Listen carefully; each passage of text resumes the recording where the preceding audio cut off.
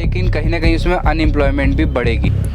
एक बार खुद Elon Musk ने भी कहा था कि वो अगर डरते हैं तो सबसे ज़्यादा एआई के कॉन्सिक्वेंसेस से डरते हैं। जब सबसे पहले किसी ने बारूद का इस्तेमाल करके बम बनाया होगा तो उसने कभी कल्पना भी नहीं की होगी कि एक टाइम ऐसा आएगा कि हम एटम बम जैसी स्टेज तक पहुंच जाएंगे। वार्निंग सिग्नल्स दिए हैं कि कहीं ऐसा ना हो कि ये टेक्नोलॉजी हमारे कंट्रोल से बाहर हो जाए। 29 साइंटिस्टों की जान ले ली थी।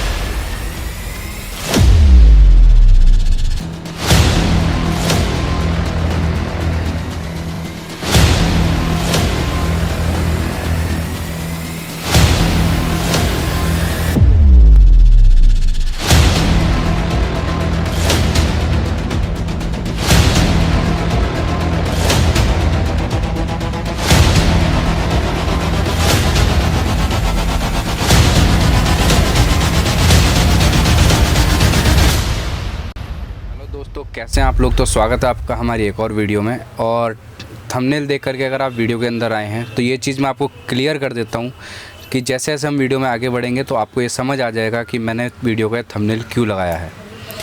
तो दोस्तों जैसे ही सीधा टॉपिक पे आते हैं, जैसे ही चैट जीपीटी ओपन एआई ने लॉन्च किया, वैसे उससे पहले बहुत सारी एआई वेबसाइट्स आ चुकी थी, लेकिन जैसे ही चैट जीपीटी जो है वो ओपन एआई वालों ने लॉन्च किया, जिसमें कि एलन मस्क खुद एक इन्वेस्टर हैं, तो उसके बाद इंटरनेट पे एक तहलका सा मच गया एआई को लेकर के।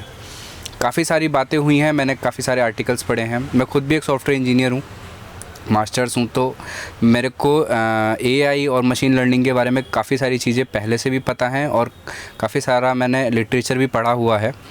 तो मैं आपको जो है वो बिल्कुल एक आसान भाषा में समझाऊंगा, काफ़ी एक लेमैन भाषा में समझाऊंगा, ताकि अगर कोई नॉन टेक्निकल बंदा भी इस वीडियो को देख रहा है तो उसको भी जो है वो पिक्चर क्लियर हो जाए कि एक्चुअल में मैटर चल क्या रहा है। तो दोस्तों जैसा कि आपको पता होगा कि एक ओपन एआई एक वेबसाइट है जिन्होंने चैट जीपीटी नाम का एक फ़ीचर अभी रिसेंटली लॉन्च किया है।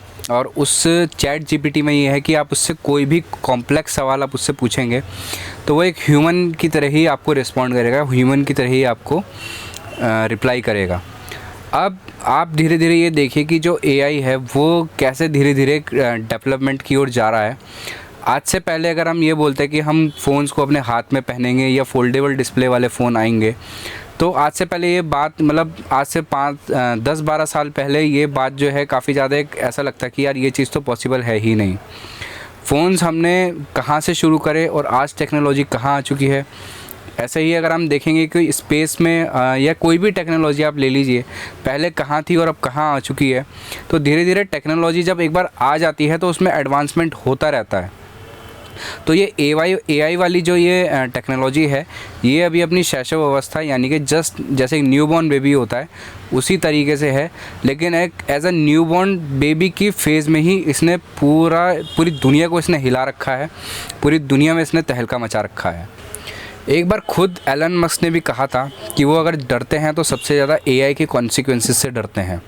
तो जो कंपनी टेस्ला जैसी कंपनी, और एलन मस्क खुद एआई में बहुत बड़े इन्वेस्टर हैं, तो अगर वो एआई से डरते हैं तो इसके पीछे कुछ ना कुछ रीज़न्स तो रहा होगा।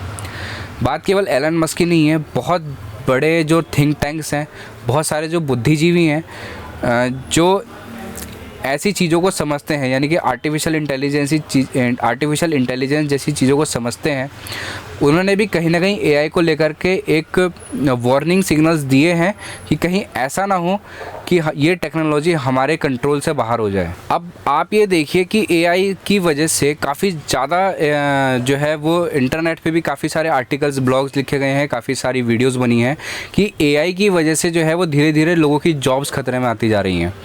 देखिए, आपने देखा होगा कि बहुत सारी ऐसी वेबसाइट्स आ गई हैं कि जो वीडियो एडिटिंग जैसा कॉम्प्लेक्स काम भी जो है वो करने लगी हैं। तो काफ़ी सारी चीज़ें अब एआई से होने लगी हैं। तो धीरे धीरे इन चीज़ों में रिफाइनमेंट होगा।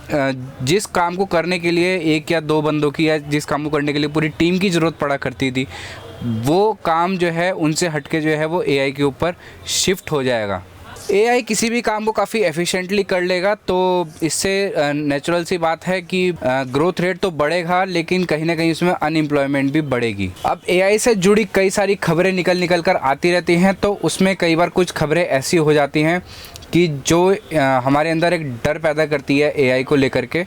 जिसमें से एक खबर ऐसी आई थी कि एक लेडी है लिंडा मोल्टन हाउ, जो कि कैलिफोर्निया लॉस एंजलिस में एक स्पीच दे रही थी, और उन्होंने इस स्पीच में ये दावा किया था कि जापान में एक कंपनी ने रोबोट्स बनाए थे आर्मी के लिए, उन्होंने 29 साइंटिस्टों की जान ले ली थी, तो उस प्रोग्राम को पूरा का पूरा बंद करना पड़ा था।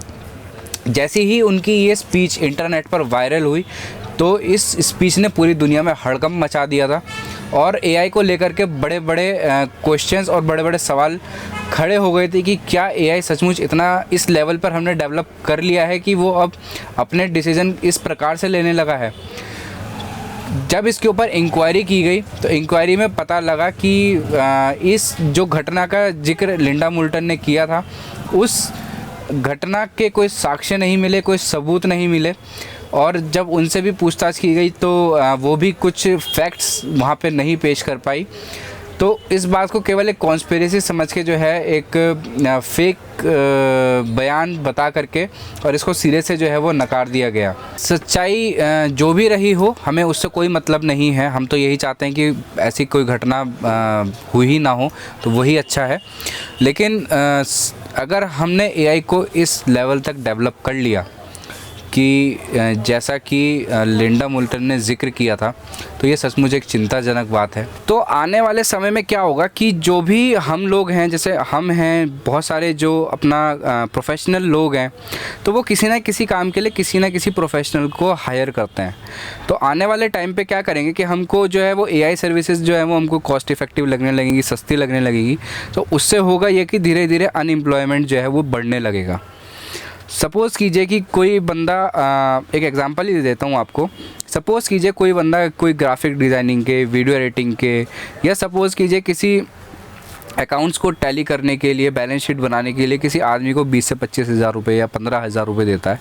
तो अगर यही काम उसका एआई करने लगेगा, और सपोज़ उस एआई सर्विस की जो फ़ीस है वो पूरे साल की ही 20-25 हज़ार रुपये रख दी जाए, तो वो उससे कितना मर्जी काम ले, क्योंकि अभी तो ये चीज़ आई है। धीरे धीरे इसमें डेवलपमेंट होगा, इसमें और कंपनीज आएंगी, और ज़्यादा इसके अंदर जो है वो रिफाइनमेंट होगा और कंपटीशन बढ़ेगा।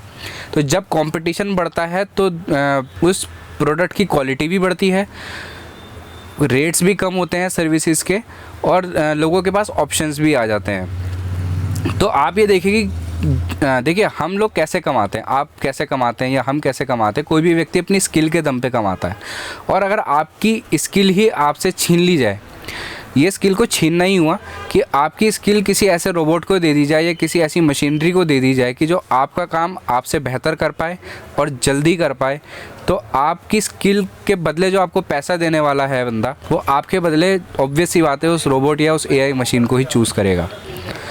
तो ये जो दोस्तों अब आने वाला जो समय है, आज मैं ये बात आपको बता रहा हूँ, आने वाला समय 5 से 10 साल में अगर एआई जिस तरीके से डेवलपमेंट शुरू हो चुका है, अगर ये इसी तरीके से बढ़ता रहा, तो आने वाला समय जो है वो काफ़ी ज़्यादा दिक्कत देने वाला हो सकता है। चीज़ें और ज़्यादा वर्स्ट हो सकती हैं। जब सबसे पहले किसी ने बारूद का इस्तेमाल करके बम बनाया होगा, तो उसने कभी कल्पना भी नहीं की होगी कि एक टाइम ऐसा आएगा हम एटम बम जैसी स्टेज तक पहुंच जाएंगे।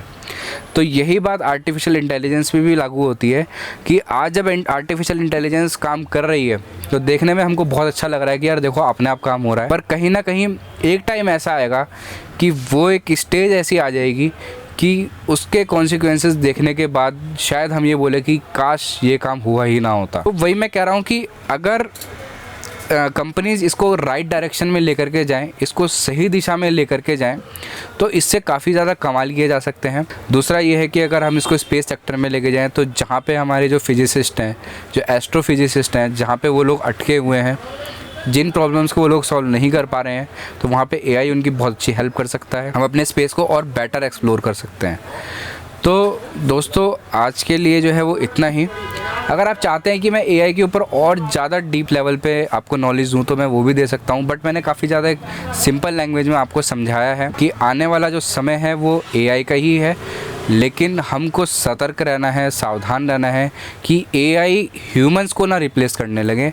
केवल इतनी सी बात है दोस्तों। एआई को लेकर के मैं आपको एक चीज़ क्लियर कर देता हूँ कि दो ही काम होंगे, या तो एआई हमारी ज़िंदगी बहुत आसान कर देगी, और या फिर एआई हमारी ज़िंदगी बहुत मुश्किल कर देगी। तो दोस्तों मिलते हैं नेक्स्ट वीडियो में। कैसी लगी ये वीडियो मुझको कमेंट सेक्शन में बताएं, और नेक्स्ट टॉपिक क्या हो आप उसको भी सजेस्ट कर सकते हैं। तो तब तक के लिए जय हिंद, जय भारत, धन्यवाद।